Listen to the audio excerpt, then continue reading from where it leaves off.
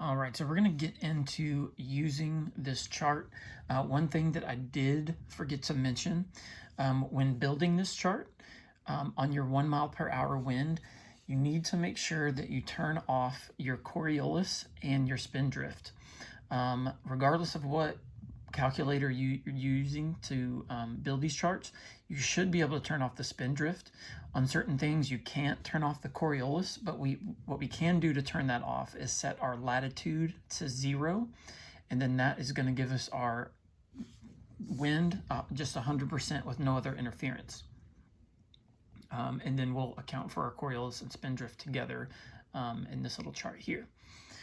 Okay, so I've got a couple scenarios. The first one is going to be 450 yards with a 10 mile per hour wind at 1 o'clock. So I don't have 450 yards on here, so we're going to have to refer to our quick drop. 450 will go down here and figure out where that's at. That is going to be in between, that gives us a 2.2. So we're going to subtract 2.2 from 1/100th of our yardage, which turns 450 to 4.5. Subtract 2.2, which gives us 2.3 for our mill hold for our elevation. Next, we're going to take care of the wind. So we said 450, so we're between 0.07 and 0.08. So that's going to give us 0.06 and 0.08. That gives us 0.07. We're going to multiply that by our wind speed, which was 10 miles per hour, which gives us 0.7. Now our wind is coming in at 1 o'clock. So we can think about that two different ways. We can either divide it by 2, or we can multiply it by 0.5. So we take that 0.7, multiply it by 0.5. That is going to give us 0.35 mils for our wind hold. So our wind is coming at 1 o'clock. So that's going to push our bullet to the left. Now, to account for our Coriolis, I live in the northern hemisphere, and I'm using a right-hand twist barrel. So regardless of what direction, our Coriolis is always the same. It's always going to be, that force is always going to be going to the right. So I don't have it on here, but I know at 400 yards, my Coriolis is about, with the spindrift, is about 0.04. So I'm going to subtract that from our 0.35, which gives us 0.31, and we're just going to round that to 0.3. So let's verify that on our Kestrel. So I've got 450 yards and a 10 mile per hour wind, and it's coming from 1 o'clock. So we said that our elevation was 2.3. Well, here we can see it's 2.25, which we would have to round up to 2.3, so we're good there. Our wind hold was 0.35 minus 0.04, which gives us, and then rounded down, gives us 3. On here we can see that it's 0.28, so we can't hold for that 0.08, so we have to round that up to 0.3. So you can see there's a little bit of an error, but it's within our rounding, so that actually works out perfect. So let's try our next scenario. 700 yards with a 4 mile per hour wind at 1:30.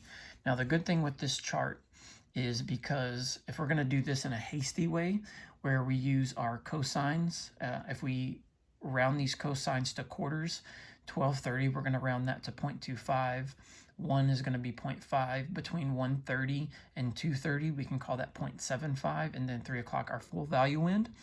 That makes a 4 mile an hour wind extremely easy, because we have to divide, that's already in quarters. So this number is 1/4 of essentially what our wind would be at 4 miles an hour. So an easy way to do that is go to 700 yards. We've got 0.12, and we know at 130 we're going to use, say, 0.75, or we'll just round it. So that would give us 3/4 of the wind. So we would take 0.12 and multiply that by 3, which would be 12, 24, 36. So 0.36. We're at 700 yards. So again, remember, 0.36 is our mils that the wind is pushing the bullet to the left.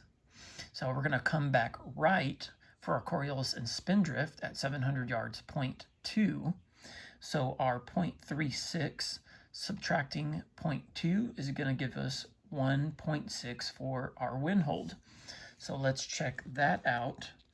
And I'm sorry if I'm not getting all this straight in the camera. I've got like 4 things going on over here. So 700 yards for our elevation.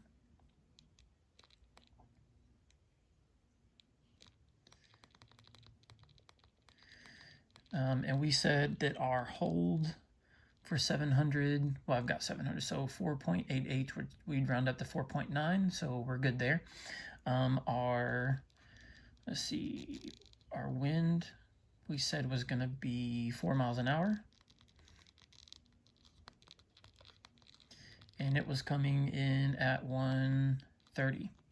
Okay, so our hold was 4.9, and then our wind hold we had 0.16 mils.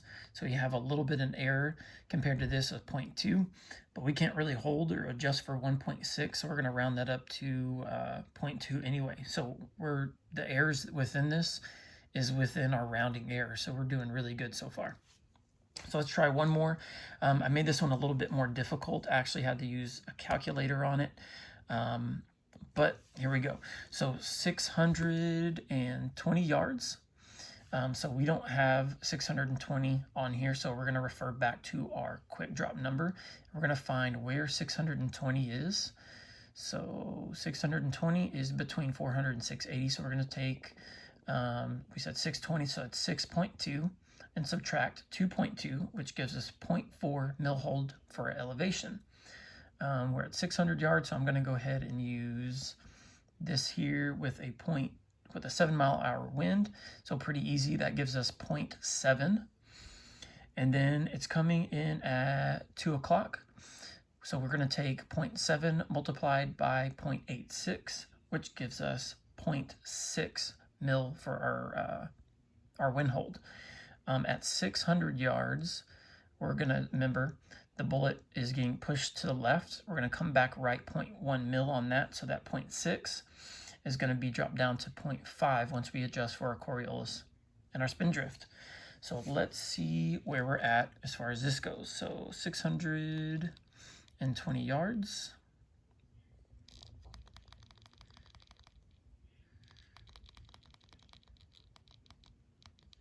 And we have a 7 mile per hour wind at 2 o'clock. And let's see, we said 620, which gave us 0.4 mils. That's 3.94, which we would round, I guess, so we have a little bit of an error there. So we could say it's either 3.9 or 3.4. So we're really close there, but you can see where there's small errors.